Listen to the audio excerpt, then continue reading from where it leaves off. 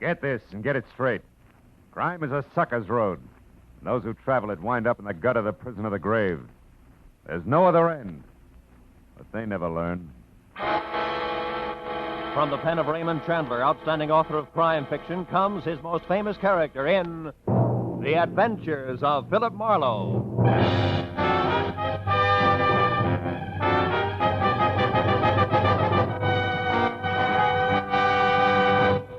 Now, with Gerald Moore, starred as Philip Marlowe, we bring you tonight's transcribed story, The Quiet Magpie.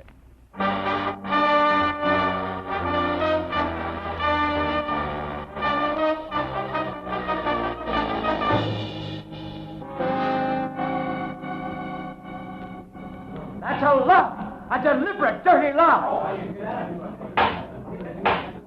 Counsel, will you restrain the defendant, Mr. Calloway, from making another such outburst? Proceed, Mr. Deity. Thank you, Your Honor. As I was saying, ladies and gentlemen, in further proof that Vincent Calloway murdered his father, Homer Calloway, in cold blood, the state has established that a violent hatred existed between them. A hatred that crystallized through the years as Vincent Calloway grew from a pampered, coddled, only child into an indolent wastrel of a man, content to lavish on himself the profits from the Calloway Oil Company, his father's business, without once lifting so much as a finger in the firm's behalf. That's not true! I worked in the... Counsel for the defense will advise his client that the court will not countenance another interruption of this sort. Thank you, Your Honor. A hatred, ladies and gentlemen, that reached explosive proportions when Vincent Calloway recently took as his bride an ex-showgirl. A woman with a long and tarnished history of flagrant fortune hunting. A woman whom he flaunted in the face of his father's expressed wishes and deep desires to the contrary. Further, the state has proved that just 2 days prior to his murder, Homer Calloway had decided definitely to change his will. Why? Why, other than to eliminate his son from its benefits? The court requests that the prosecution confine itself to the facts. Continue, Mr. Deity. Very well, Your Honor. The facts are eloquent enough. Homer Calloway was murdered before his desired changes in his will could be executed. Next, we learned that on the night of the murder, a desperate effort was made by the killer to cloud the real circumstances of the crime by setting the scene to look as though Homer Calloway had surprised a common thief, robbing his private office. This clumsy attempt was at once proved by police officers to be completely faked. The motive was robbery, all right, but on a grand scale. Now, ladies and gentlemen, let us proceed to tighten this web of proof around Mr. Vincent Calloway. Let us show beyond any doubt that it was he. There was no doubt about it. Vincent Calloway was losing the fight for his life. Deity, the crisp, tab-colored assistant DA, was cutting him to ribbons. When they called Felix Lohman to the stand, I turned around and took a good look. Because it was Felix Lohman who had telephoned me earlier and hired me to come to the trial and be on hand when he testified. He was a tired little man with a jaded cherub face who got up and walked unsteadily down the aisle to the bailiff's table. He acted like a man on the verge of collapse. Are you all right, Mr. Lohman? Yes. Yes, I believe so. Raise your right hand. Do you solemnly swear the testimony you're about to give to be the truth, the whole truth, and nothing but the truth, so help you God? I do. State your name. Felix Lohman. Take the stand.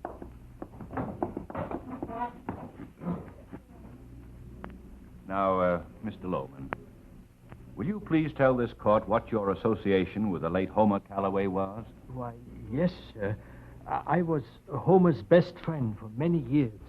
I was his personal advisor and confidant until I... Mr. Lohman. The man's ill. Get a doctor. No, that won't be necessary, sir. It's nothing. Really. I have a friend here. Mr. Marlowe. Philip Marlowe. He'll help me. Is there Mr. Marlowe here?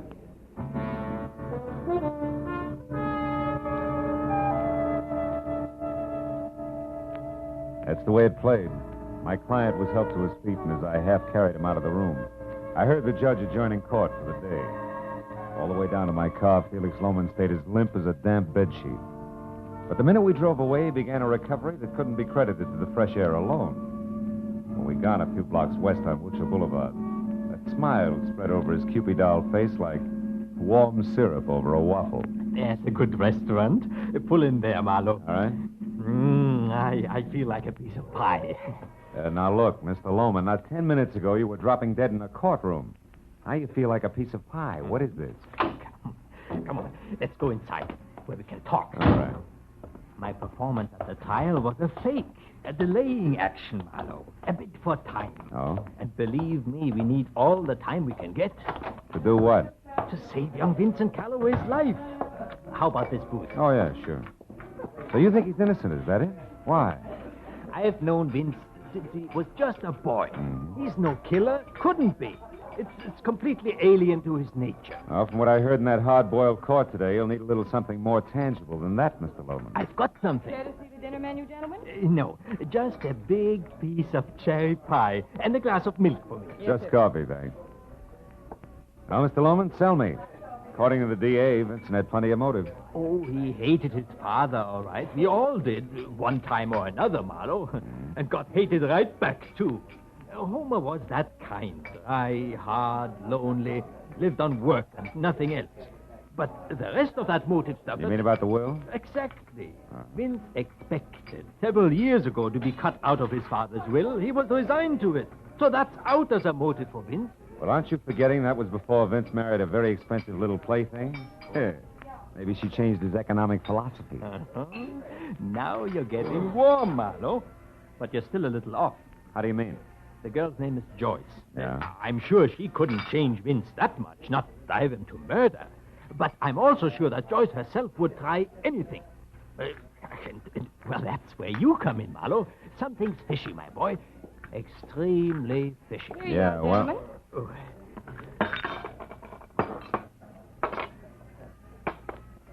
That's fine, thank you. Now, tell me, what's fishy, Felix? Are you trying to say you think Joyce is a killer?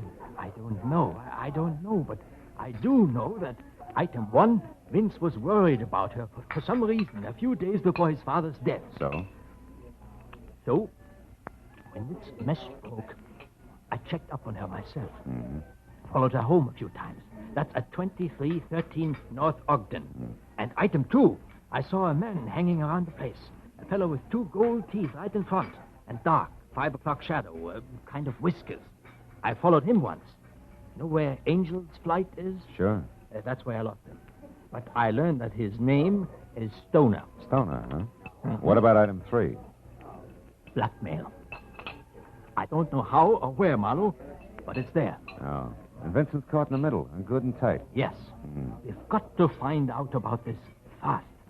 I wish I could go along, but Joyce knows me too well, and that Stoner has spotted me also, I'm afraid. So I guess it's up to you. Okay, I'll get started. I can reach you where? Home. Gladstone 3962. 3962. And Marlowe, I'm just an old fuddy-duddy. But that boy Vince means a lot to me. And time is awfully short. Give us your best, will you?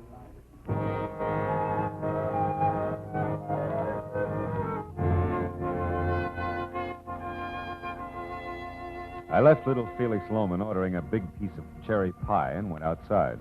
It was almost dark. I decided to try Joyce Calloway on the North Ogden Drive sector first. I finally located number 2313, which was neatly hidden in a series of obtuse redwood angles surrounding the rose-tinted glass front door to an extravagant duplex. I was about to push the buzzer when a door closed at the side of the house. So instead, I stepped back into a dense clump of handy landscaping and waited. It was a man, and enough light filtered along the walk from the street lamp to show his heavy dark beard even after a fresh shave. The light also glittered off a pair of gold teeth front and center that he whistled through as he passed. Whatever had happened inside obviously hadn't worried Mr. Stoner much. But it began to worry me. I decided to take my chances on picking him up later. After he'd gone, I went up to the door again, and the girl who walked through the entrance hall and taught me looked as soft and as glossy as a well-brushed kitten. Maybe it was her yellow shoulder-length hair or the flowing folds of the black velvet hostess gown. In either case, it was even better with the rose-colored glass door out of the way and the unmistakable scent of taboo in its place. Yes? What do you want? You're Joyce Calloway? That's right. I'm Marlowe, Mrs. Calloway, Phil Marlowe. I'd like to come in and talk to you a minute about your husband. Vince? What about him? Well, it'll keep long enough for us to go inside, huh? Well, all right. Come on in.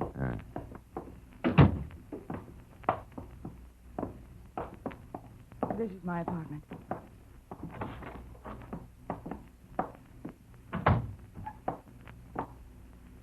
Now, what is it? Well, first, I'd like to congratulate you. The moral support you didn't give him today was real great. Too busy shopping to drop in at your husband's murder trial? Why, you... Oh! Okay, baby, I asked for it. I didn't go because Vince said that he didn't want me to. Now get out. And the next time your lousy district attorney's office wants to find out something, you can tell him... Just a minute. I'm not from the DA. I'm strictly freelance.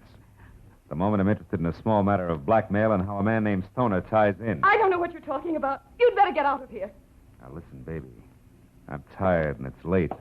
I want to know about Stoner. I don't know any Stoner. Okay, let's make it easy. He's a bird with a heavy beard and 2 gold choppers, and I just saw him leave by your side door about 5 minutes ago. Does that help? You're crazy. There's been nobody else in here tonight. Now, get out of here. Sure. You know, Joyce, you're either awfully dumb or awfully scared. I don't know which. But neither one is going to pay off for you. I promise.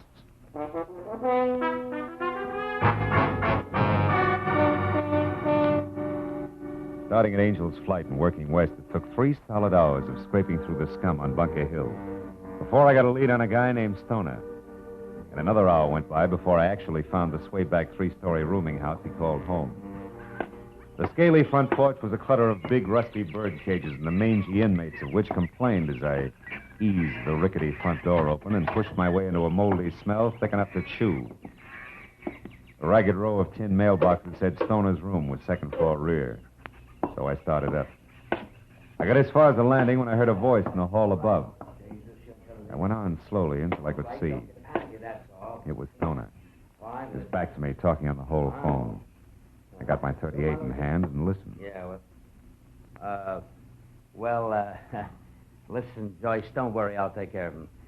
Yeah, I'll be watching for him. Yeah, I'll meet you just like I said, only remember, it's not good for us to be seen together now. So be careful. Yeah. Okay. Goodbye, Joyce. You didn't start watching fast enough, Stoner. Who are you? I'm Marlowe. The guy little cutie pie just tipped you off about. Don't move those hands, Stoner. I just left to collect that mouthful of old gold you're wearing. You're no cop. What are you going to do with me? What's your angle?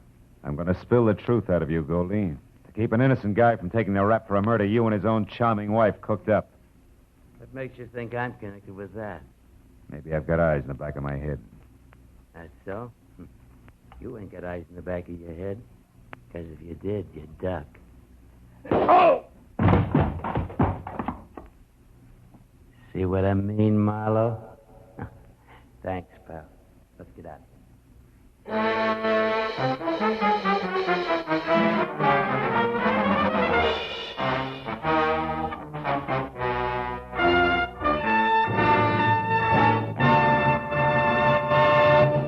In just a moment, the second act of Philip Marlowe. But first, although the intention of the entire world is now focused on the critical situation in the Far East, there are still tragic remnants of another war in Europe.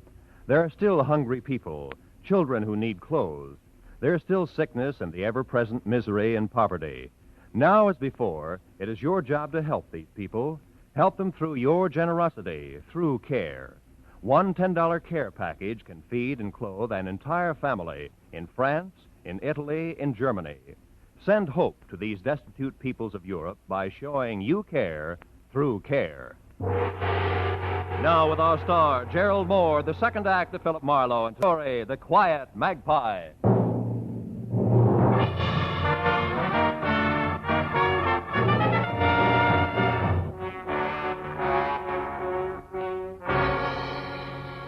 The feeling of being hit from behind becomes more or less routine. There's an explosion against the back of your head. Your backbone is suddenly electrified and your legs melt. And a chunk of the floor rushes at you from a cockeyed angle. Where it connects, there's a second explosion, and you start down that long black corridor. Very sick to your stomach. Yeah, it's routine, all right.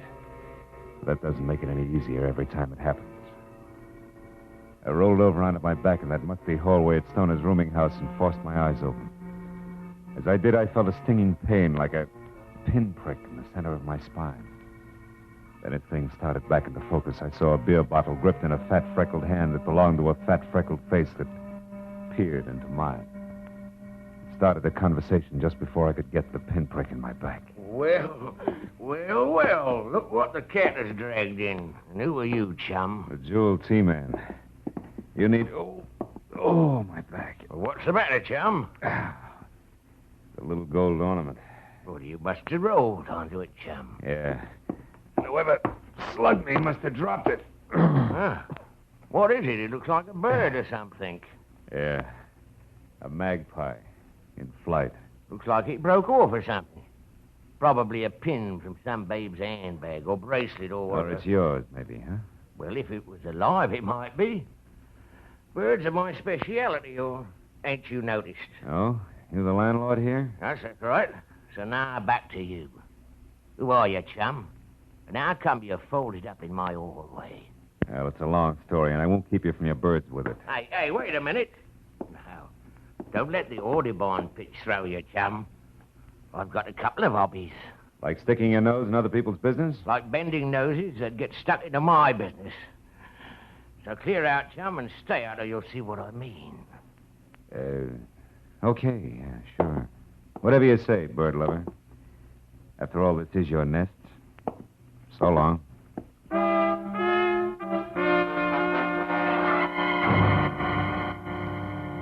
I figured it would play smoother if I left my tail between my legs and waited for him to return to his birds and beer. So outside, I let 10 precious minutes go by before I made my move.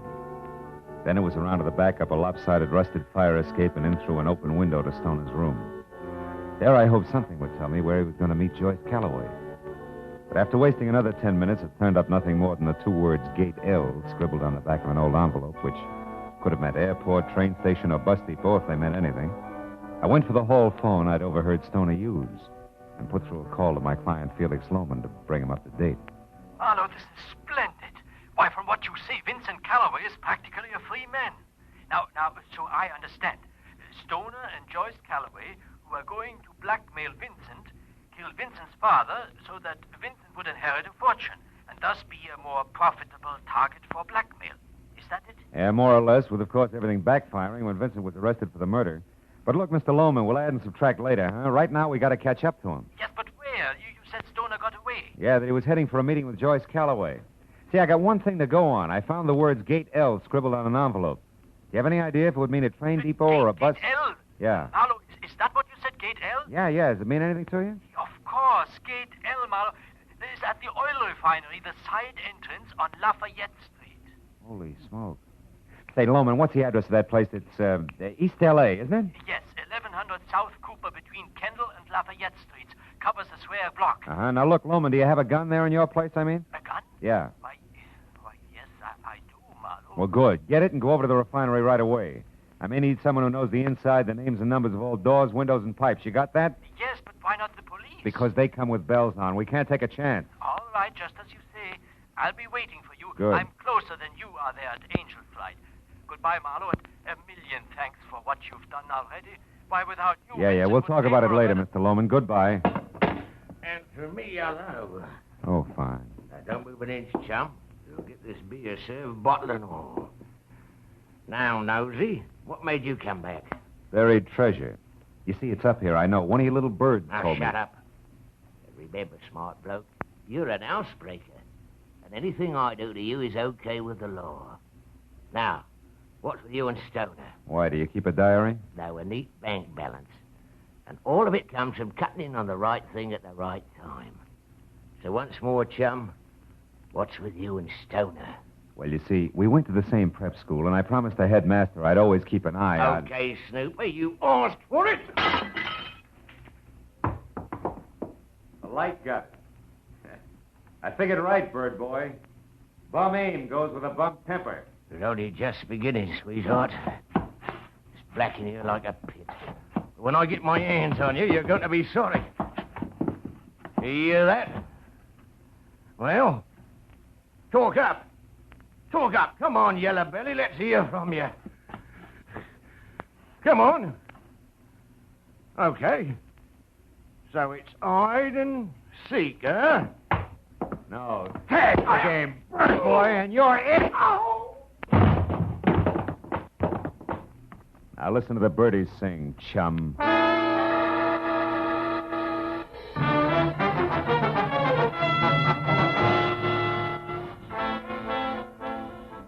It was a 20-minute drive from Angel's Flight to the Callaway Oil Refinery in East L.A. and all the way through the wide, deserted streets of the city's heavy industries called home.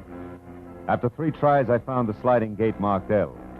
On one side of it, and folded up like a marionette on his day off, was the night watchman. Unconscious, blood oozing from a small cut on the side of his head. And inside, thousands of square feet of pavement dotted with a dozen different kinds of massive black metal oil tanks that were ringed with fat pipes and skinny ladders.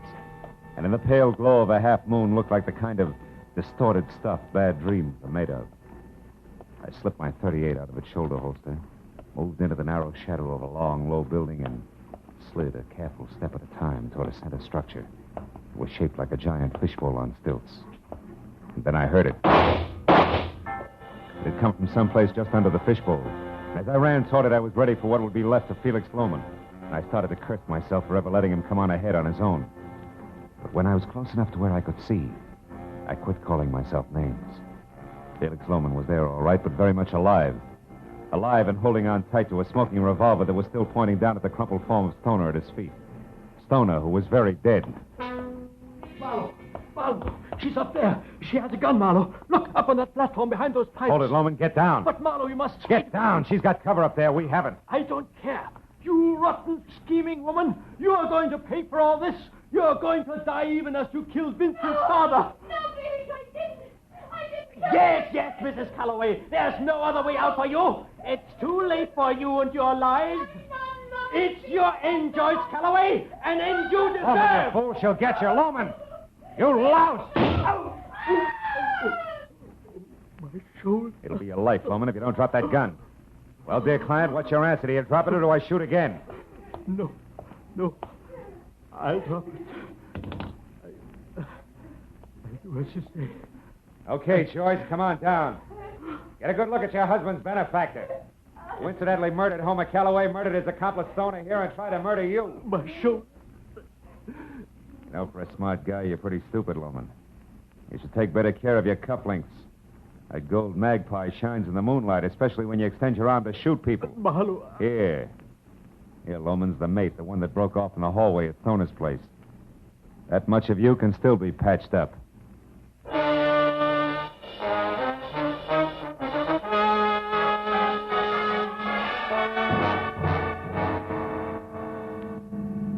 All right, Mr. Marlowe. Now that Vincent's lawyer has heard it and the police have written it down, the press have printed it, how about me? I don't follow it. For instance? Well, Felix Lohman killed Homer because Homer no longer had any use for him. But with Homer out of the way... And Vincent in his place, Felix would be set. Your husband he could fool. Yes, but the way the whole thing boomeranged... Oh, that was just bad luck. You see, he staged a robbery at Homer's office just to throw the law off. Oh. Well, it didn't. But more than that, it almost nailed Vincent. Still with me? Uh-huh. Oh, the second house over there. Oh, I see it. Mm-hmm. Oh, what was the blackmail? How come? Well, that was Felix again. And out of whole cloth. You see, if Vincent lost his trial, Felix lost everything he killed for. So using Stoner, he had me playing follow the leader. Like Stoner pretending to have just left my place when you arrived. That's right. Oh. That and Stoner setting everything up nice and neat. You see, he was on the phone all right, but when he knew that I was there, he pulled a switch. And very carefully planted the name Joyce. He did? Uh-huh. And last of all, Stoner being killed by Felix, who no longer had any use for him and had a lot of reasons to fear him, in what was supposed to be self-defense. Get it? Get it. Ah. He gives you a little to go on and then a lot more each time you get there. Yeah. At the right moment, he brings you in with a phone call that tells you to come at once to the refinery. Oh, if you want to help Vincent. Ooh, how close I came. Yeah. Well, thank you, Mr. Marlowe. Correction. Thank Mr. Magpie. It told me that Felix was the one who dropped me in the hallway at Stoner's, remember? Oh, yes. That made adding the rest easy. Yes, but how fast you add when it counts. Well, good night, Mr. Marlowe. Thanks again.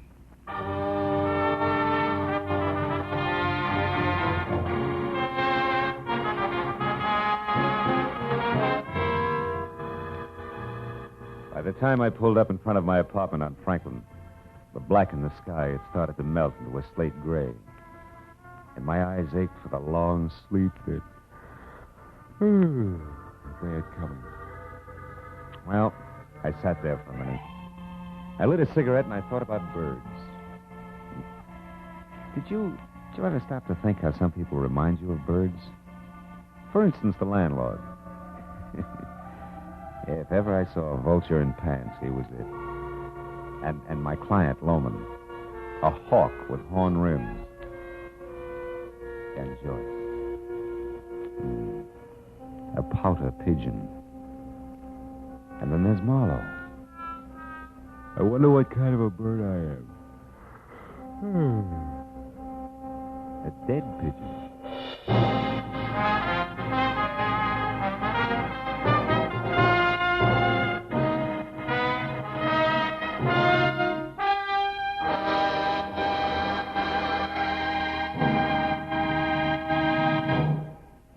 The Adventures of Philip Marlowe, bringing you Raymond Chandler's most famous character, star Gerald Moore, are produced and directed by Norman MacDonald and written for radio by Robert Mitchell and Gene Levitt.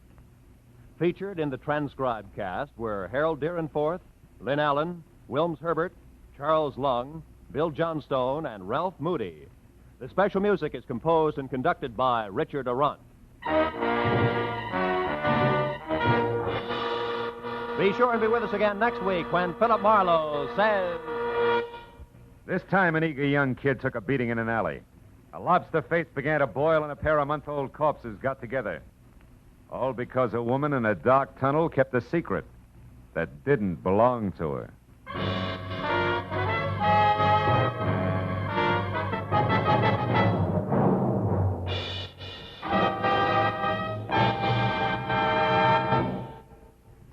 Most of us approve of saving for a rainy day, but these days it's hard to have enough left over to save.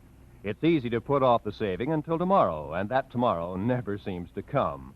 The best way to make yourself save a little every payday is to join the payroll savings plan where you work or the bond-a-month plan where you bank. Money invested in United States savings bonds today will make possible many dreams for tomorrow. So arrange to save with United States savings bonds. Remember, automatic saving is sure saving. Every Friday night, CBS brings you stories taken from the files of parole boards of the 48 states with only the names changed. These stories give in detail the events of a criminal's life up to the time he is up for parole. Then, before you hear the board's decision, you can make up your mind. Is this man ready to be set free? It's been hailed by press and public alike as an outstanding anti-crime show, and you can hear it now by staying tuned, because Up for Parole follows immediately on most of these same CBS stations. This is Roy Rowan speaking.